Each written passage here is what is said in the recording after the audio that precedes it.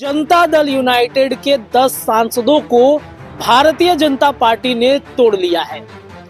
जदयू के बाद अब लोजपा की बारी। वीणा देवी, राजेश वर्मा और शांभवी चौधरी को अगर आप तोड़ लीजिए तो उनके पास बचते हैं सिर्फ 2 सांसद, उनके जीजा अरुण भारती और खुद चिराग पासवान। ये पहली बार नहीं है जब चिराग पासवान की पार्टी को तोड़ा जा रहा है। दर्शकों, स्वागत है आप सभी का एक बार फिर से आपके अपने चैनल पर। बिहार में ऑपरेशन लोटस की शुरुआत हो चुकी है। जी हाँ, कुछ दिन पहले हमने आपको एक खबर किया था, हमारे सहयोगी उदित तारेन जी जुड़े हुए थे। उन्होंने बताया कि जनता दल यूनाइटेड के 10 सांसदों को भारतीय जनता पार्टी ने तोड़ लिया है। जदयू के बाद अब लोजपा की बारी है। लोक जनशक्ति पार्टी, रामविलास, चिराग पासवान की पार्टी है और चिराग पासवान की पार्टी में 5 सांसद इस वक्त हैं। चिराग पासवान खुद हैं, उनके जीजा अरुण भारती हैं, वीणा देवी है, शांभवी चौधरी है और राजेश वर्मा है। वीणा देवी, राजेश वर्मा और शांभवी चौधरी को अगर आप तोड़ लीजिए तो उनके पास बचते हैं सिर्फ 2 सांसद, उनके जीजा अरुण भारती और खुद चिराग पासवान।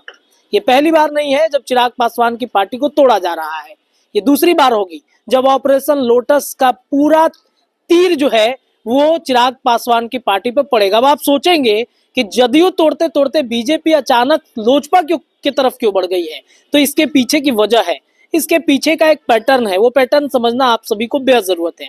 देखिए, बिहार में नीतीश कुमार प्रगति यात्रा पर निकले हुए हैं। प्रगति यात्रा पर नीतीश कुमार ने अपनी चुप्पी तोड़ी है। नीतीश कुमार से जब पूछा जाता है कि लालू प्रसाद यादव या फिर आपको महागठबंधन के तरफ से जब ऑफर मिल रहे हैं, तो नीतीश कुमार का एक बयान जो उन्होंने गोपालगंज में दिया, उन्होंने कहा कि अब हम पुराने साथी में हैं, अब हम कहीं भी इधर उधर नहीं जाएंगे। अचानक से नीतीश कुमार की ये बोली क्यों बदल गई? अचानक से नीतीश कुमार ने ये बयान क्यों देना शुरू कर दिया? जो नीतीश कुमार पिछले 1.5-2 महीने से खामोश थे, चुप थे, अचानक नीतीश की चुप्पी क्यों जाने लगी, चुप्पी क्यों टूटने लगी? नीतीश कुमार को अच्छे से पता है कि जनता दल यूनाइटेड पर बीजेपी की निगाहें हैं और इस वक्त जदयू का एक व्यक्ति जो नीतीश कुमार का खासम खास बाद में अमित शाह का सबसे चहेता, सबसे प्रिय इस वक्त बना हुआ है, वो है संजय झा।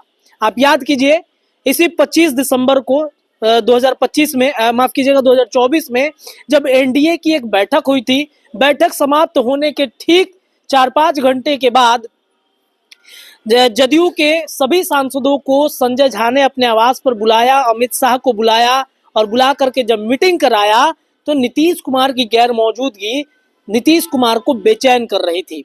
नीतीश कुमार को लगा कि ये क्या होने लगा है। उनके सांसदों पर भारतीय जनता पार्टी ने डेरे डालने शुरू कर दिए, यहाँ तक कि कुछ सांसदों ने तो सहमति भी दे दी और जिन 10 सांसदों की बात हमारे सहयोगी उदित तारेन जी ने आप सभी को बताया था, वो उस पर मुहर भी लग गया। अब फिर चलिए, नीतीश कुमार की प्रगति यात्रा का दूसरे फेज में ही जब वो मुजफ्फरपुर पहुंचते हैं तब उनका बयान क्या आता है?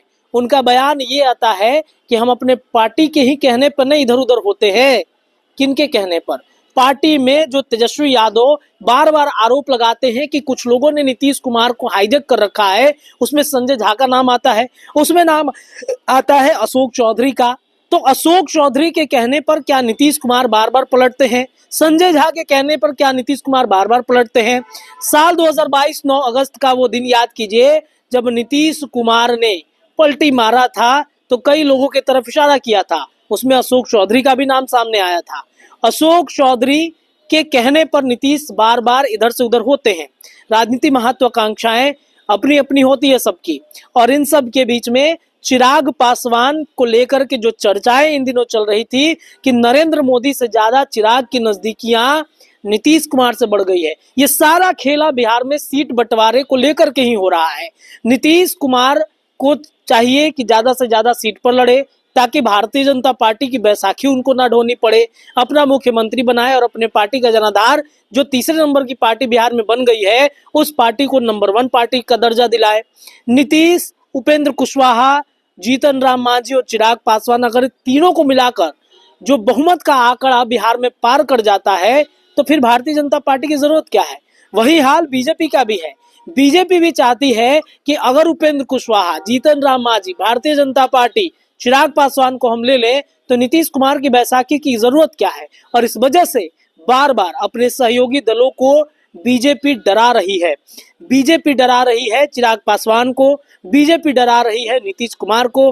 खैर, दो जो उनके घटक दल है जिसमें जीतन राम मांझी आते हैं, उपेंद्र कुशवाहा आते हैं, तो उनको बहुत ज्यादा मतलब नहीं है, लेकिन सीट बंटवारे पर उनका भी कहीं ना कहीं बार्गेनिंग पावर जो है नीतीश कुमार के इतर ही रहता है। तो कहीं ना कहीं बीजेपी ने ऑपरेशन लोटस बिहार में तो कर दिया है। और नीतीश कुमार का ये बयान कब से बदला है? संजय झा बिहार में है, अमित शाह का दूध बनकर संजय झा पहुंचे हैं, और जब दूध बनकर संजय झा पहुंचे हैं तो नीतीश की स्थितियों को भांपने पहुंचे हैं। नीतीश का ये जो बयान बदला है, नीतीश कुमार को ऐसा लग रहा है कि सच में उनके सांसदों को तोड़ा जा चुका है, उनके पार्टी में बगावत की स्थिति पैदा की जा रही है। लेकिन ऐसा नहीं है कि नीतीश कुमार डर गए हैं, यह आप दिमाग से बिल्कुल भी निकाल दीजिए। नीतीश कुमार की राजनीति और रणनीति के कायल उनके विपक्ष में बैठे सभी नेता रहते हैं। खुद तेजस्वी यादव ने बिहार की राजनीति, भले राजनीति परिवार में वो जन्म लिए हो, लेकिन नीतीश कुमार की उंगली पकड़ के ही उन्होंने सीखा है। तो ये ऑपरेशन लोटस हो चुका है। नीतीश कुमार थोड़े से वक्त का इंतजार कर रहे हैं। ये मत सोचिए कि नीतीश ने बोलना शुरू कर दिया तो नीतीश कुमार अपना मन नहीं बदल सकते हैं। नीतीश कुमार के रणनीति और नीतीश कुमार की जो राजनीति है वो बेहद अलग होती है। तो इतना तय है कि ऑपरेशन लोटस जदयू पर, ऑपरेशन लोटस लोजपा पर हो चुका है। लोजपा के 3 सांसद और जदयू के 10 सांसद तोड़े जा चुके हैं, और इस वजह से चिराग भी खामोश है। चिराग पासवान के कोई बयान, चिराग पासवान की पार्टी का कोई एक्टिविटी क्या आपको नजर आ रहा है? अगर आ रहा होगा तो जरूर बताइएगा, लेकिन मुझे तो ऐसा नहीं दिख रहा है कि पिछले 1 महीने से चिराग पासवान ने कुछ भी बोला हो सामने आकर मीडिया पर। ऑपरेशन लोटस हो चुका है एनडीए घटक दलों के ऊपर में। आपको क्या लगता है? अपनी राय कमेंट में रखिए। जुड़े रहिए अपने चैनल के साथ। बहुत बहुत धन्यवाद।